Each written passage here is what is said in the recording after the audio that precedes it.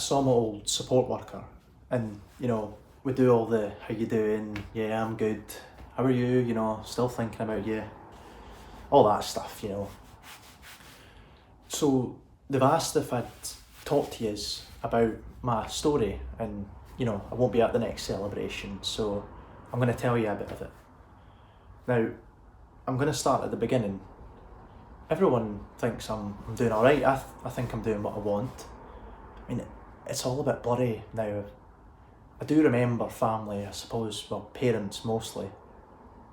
I've had my issues with behaviour and that. Substance misuse, they like to call it.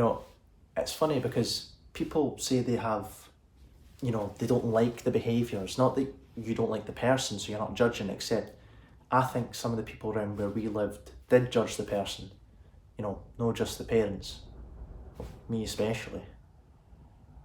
Well, that's how it felt like, anyway.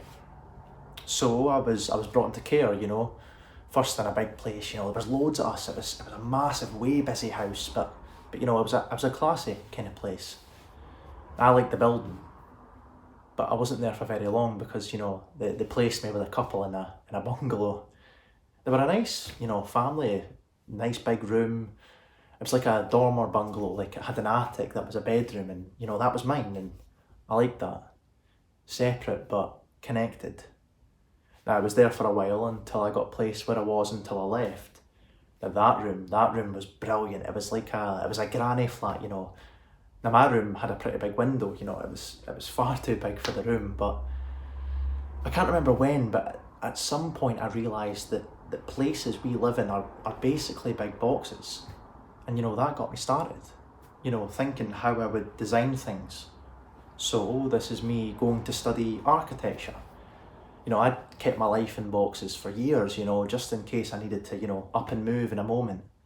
People holiday using boxes, they travel around in boxes on wheels, we organise our lives into boxes.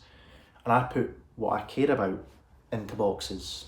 A happiness box, a worries box, which gets bigger or smaller depending on what's in it at any time.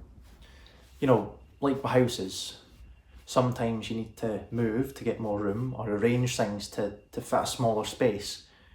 With my worries and my problems, I put them all in imaginary boxes. But if the box gets too big, I break things down. Small boxes are easier to deal with one at a time. Don't try and deal with every problem at once though. You won't see the bottom of the boxes. The main point is how important, each box is to you, and put them in order of how easy they are to deal with. The more you resolve, the less there is, I've got boxes, full of stuff again, this time I'm ready for uni.